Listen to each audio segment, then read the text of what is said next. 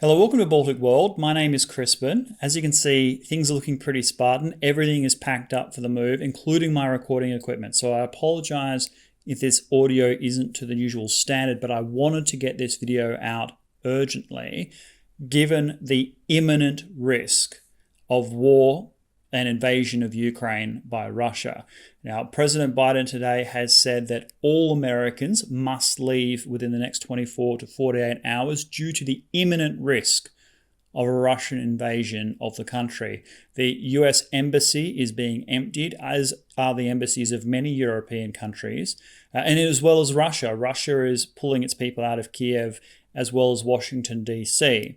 Now, Jake Sullivan, the US National Security Advisor, did announce today that Russia's preparations for war were now complete and that invasion could occur at any time. He stopped short of saying that it would happen. However, at the same time, 6 senior US intelligence officials briefed journalists to say that they had assessed that Vladimir Putin had given the order to the military to invade Ukraine as early as next week. Now, here I want to say that while structural forces are definitely at play, nothing is inevitable in war and peace until it actually happens. And to that end, President Biden, Emmanuel Macron, other European leaders are speaking with Vladimir Putin today in the hopes of dissuading conflict. Now, of course, we all pray that this last-ditch diplomatic effort yields success, because nobody wants to see the enormity of the humanitarian catastrophe that an invasion of Ukraine would bring. And yet, I think the evidence at this point is now overwhelming. And the idea that Russia will pull back and that this was all a gigantic bluff at this point is pure wishful thinking. I mean, they have sold this to an enormous degree. They've brought troops all the way from the Russian Far East for exercises in Belarus. I think we must assume that war will come, even though I do hope to be putting a video up this time next week and say, it looks like Vladimir Putin blinked, because that would be the best outcome for sure. So the rest of this video is going to be based on the assumption that an invasion of Ukraine will occur next week. I'm going to talk about what Vladimir Putin's motivations and thinking is, what he hopes to achieve, what will be the West's response, and what's the ultimate consequence for the Ukrainian people. To understand Vladimir Putin and his motivation, one must understand the centrality of Ukraine in the mentality of most Russians. Of course, the Rus were Scandinavian Vikings. It came down the Volga and Dnieper rivers. They settled in Novgorod, in Moscow, in Kyiv. They created all these principalities, originally under the Rurikid dynasty, raiding the Byzantine Empire as pagans. And then ultimately Christianity, Orthodox Christianity, came to Russia via Kyiv. Vladimir of Kyiv converted. He got a Byzantine princess as a bride. He provided the Byzantine emperor with 6,000 warriors, Basil II.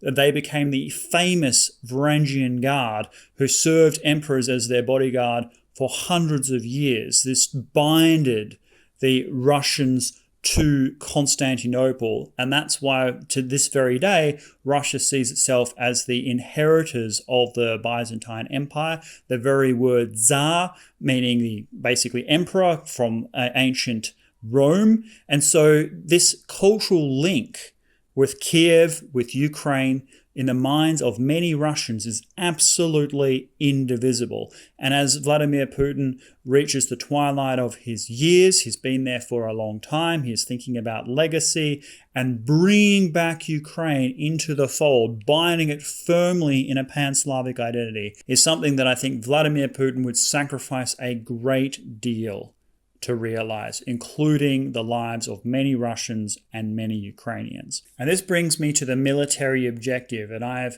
read widely the various analysts and strategists who have put forward the thinking on what the ultimate objective of a Russian incursion into Ukraine would be.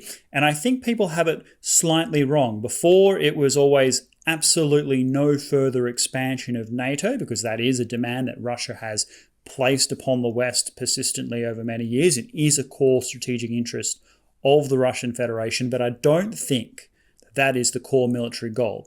I think the core military goal in Ukraine is a regime change, to remove the Zelensky government and put in place a leader that is loyal to Russia, that shares Vladimir Putin's sense of a pan-Slavic identity, and bind Ukraine politically as a staunch Russian ally, much like Belarus. So what are the military implications of this objective? Well, originally many people thought that Russia would just invade eastern Ukraine, capture those territories that are primarily Russian-speaking, annex them much like they annexed Crimea, and basically carve off territory from Ukraine east of the Dnieper River. Now, this limited aim is something that Russia could achieve with managed risk, but it has some long-term drawbacks for Russia.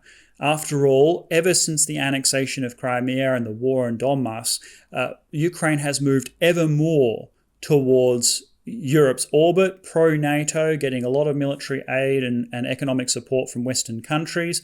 And if Russia carved off those eastern territories, those that are primarily Russian-speaking, well, that's only going to push the rest of Ukraine even further into Europe's orbit, possibly even resulting in exactly what Russia doesn't want, which is NATO membership.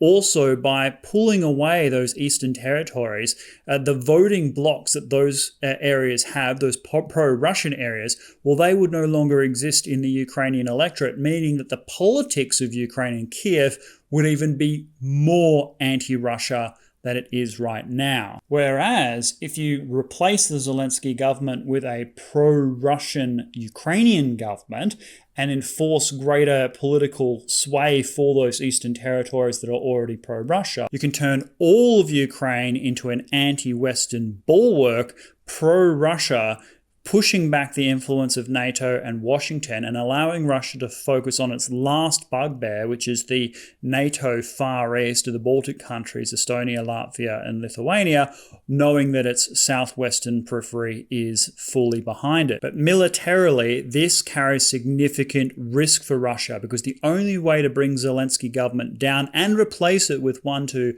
Vladimir Putin's liking is to place Kyiv under imminent threat. And that requires an invasion from the west of the Dnieper River, coming down from the north from Belarus and seizing the capital. Now, if this happens, it could be an absolute humanitarian catastrophe. There are echoes here of the siege of Leningrad, where the Wehrmacht besieged St. Petersburg for over 900 days, leading to 1 million deaths in that city of starvation and other illnesses and privation. Now, I don't think it'll happen quite the same way with Kyiv, because, first of all, I don't think Russia can sustain military operations for that long. But also, the longer this grinds on, if it turns into a horrible siege of attrition, then increasing Western support will funnel its way into Ukraine, and the resistance over time will only get stronger. In other words, Russia really needs to achieve its core military objectives in a short period of time. It is unclear what would happen for Russia should it meet determined resistance in Western Ukraine. Meanwhile, I have been bitterly disappointed at the lackluster response by the European countries. To some extent, I'm sympathetic with the United States. They've got a massive hegemonic challenger in the Western Pacific, but there is no excuse for countries like Germany and France to be sitting on its hands. And at the top of this list is the SWIFT payment system. One thing that the United States was trying to do if Russia invaded Ukraine would be to disconnect the ruble from the global payment system. That would absolutely grind Russia's economy to a standstill. It happened in Iran 10 years ago. There is a precedent for it. However, the European countries have balked, and the reason is European banks in Italy, France, Austria, the Netherlands, they have a lot of loans in Russia. If their SWIFT payment system is disconnected, then those loans can't be repaid, and therefore those banks will suffer huge losses. Now, the total amount is no more than 30 billion US dollars. Of course, that's real money, but when we're facing a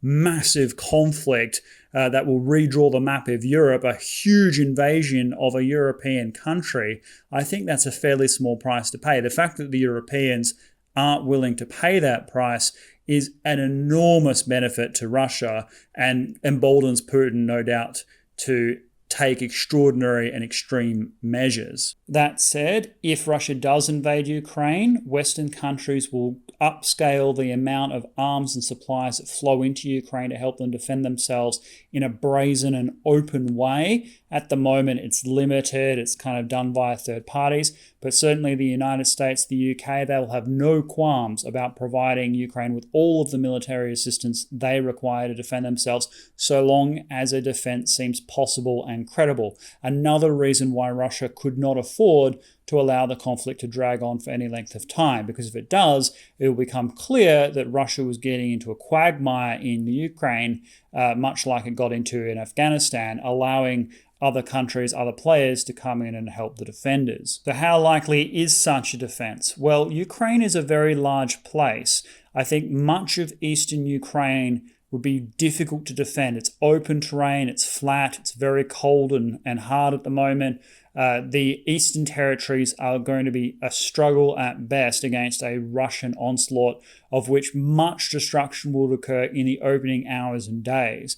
When it comes to Kyiv, it could be a different story, depending on how much civil defense there is likely to be, how spirited and resolute the residents of Kyiv are against a Russian assault, and certainly the further you go west, sort of Lvov and places like that, the nationalist sentiment is extremely strong. Also, the terrain is more favorable, it's more forested, it's more rocky, much greater possibility of an insurgency. So if the Zelensky government was not effectively overthrown, let's say they managed to relocate, that the international community managed to provide enough support, military aid to prop them up while the conflict dragged on, things could turn sour for Russia very quickly, particularly as the horrors of war get broadcast into everybody's living rooms. I think the attitude towards the SWIFT payment system, limited sanctions, all of that might go by the wayside if things escalate. If the Russian military is not known for its humanitarian approaches to things, if we think of the Chechen conflict,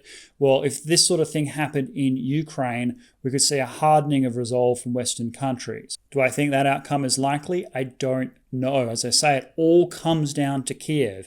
If the residents of Kyiv are resolute, they resist Russian aggression, they defend their homeland, their city, then things could turn sour for the Russian military very quickly. What Russia is planning to do, if this is indeed what they're planning to do, is extremely ambitious. Russia's military is incredibly capable. They've got one of the largest armies in the world, and yet such a redrawing of the map of Europe, capturing a major capital city, this kind of 20th century style conflict that rolls through villages and towns, this kind of war we haven't seen on this scale for many decades. And these things are hard to predict. It really comes down to whether or not the populace of Ukraine are willing to sacrifice themselves for the sake of this territory, or whether they think the political accommodation with Russia outweighs the independence and freedom and liberty that they have enjoyed since the revolutions. Okay, what about geopolitically? Well, if Russia is found to be successful in its invasion of Ukraine, that will give enormous motivation to China. I'm sure China will be watching military operations very closely to learn what they can in terms of lessons of this kind of conflict. As I say, we haven't seen such a conventional straight-up fight like this in a long time. If Vladimir Putin achieves his political objectives, of course the West would never recognize a Russian puppet government in Ukraine, but it doesn't have to if it just accepts that it is a reality, much like they've accepted the annexation of Crimea. Then China could feel emboldened to do more things in the South China Sea and certainly Taiwan. Meanwhile, the east of NATO becomes a massive flashpoint. At the moment, it's been something that hasn't really been discussed. The United States has limited its military build-up in eastern NATO. Of course, the NATO Charter covers these Baltic countries, including the nuclear assurances.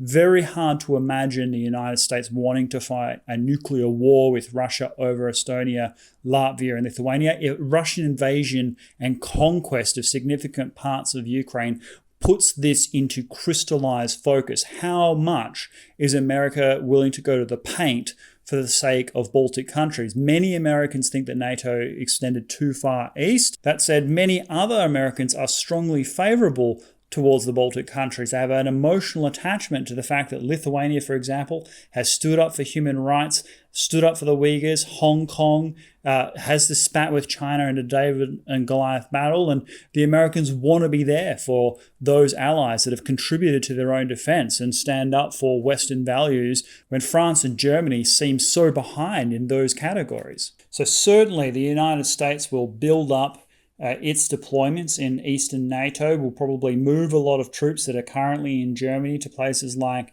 Lithuania, but I think the big mover will be the United Kingdom. I think the UK will probably build permanent military bases in the Eastern NATO, of course, with the support of Estonia and Latvia. US personnel will certainly augment that, as will significant military capabilities, and that will be a new major flashpoint. Now, this will have a number of flow-on consequences.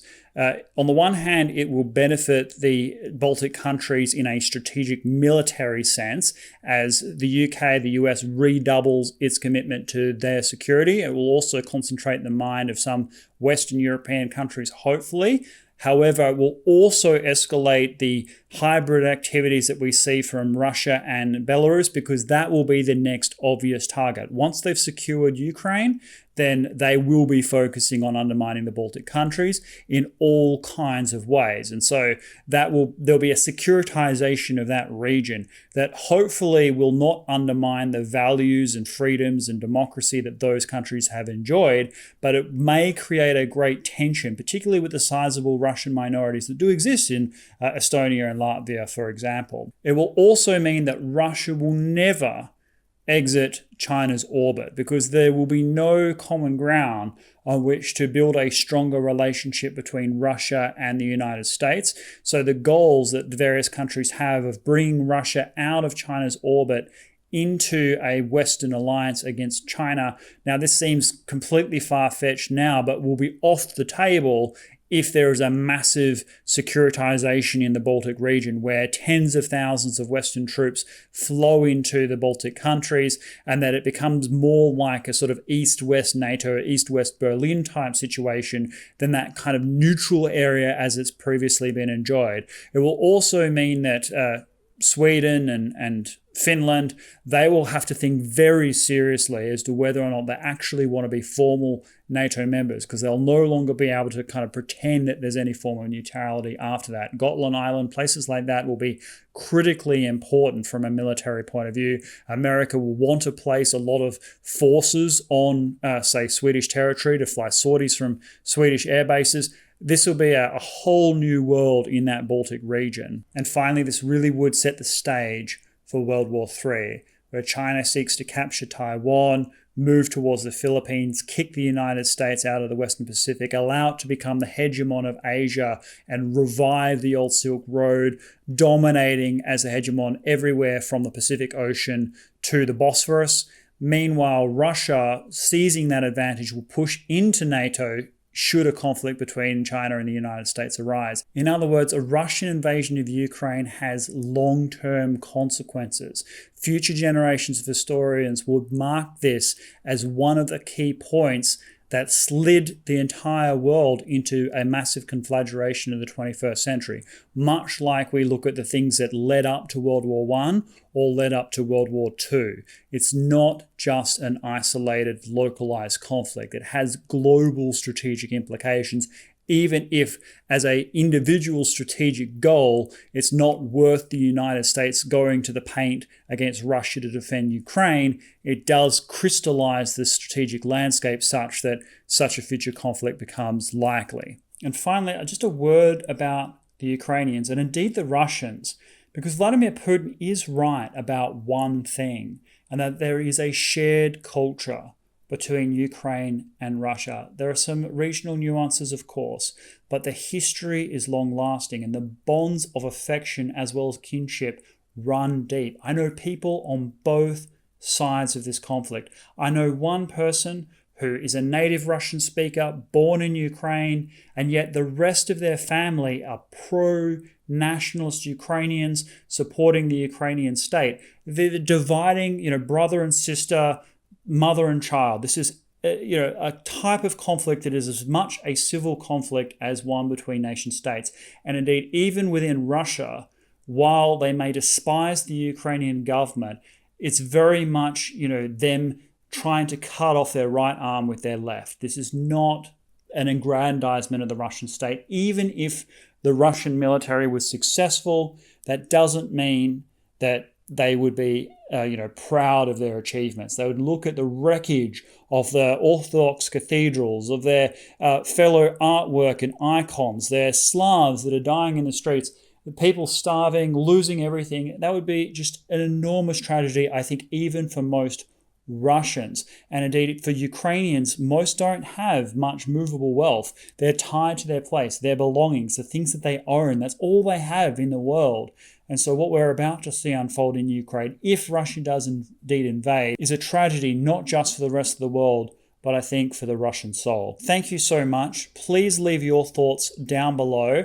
I will try and report as often as I can should this conflict erupt. I'll also try not to neglect the other topics I want to talk about, but this, of course, is, history-making events with real stories. And I don't want to just talk about the grand strategic issues, but also the real human stories that will come out of such a conflict. Thank you so much for following me on this. If there's anything that you want me to follow up, any question that you have that you would like clarification on, more research, that's what I'm here for. I will do everything I can to bring you the news on this. Thank you so much again. Goodbye.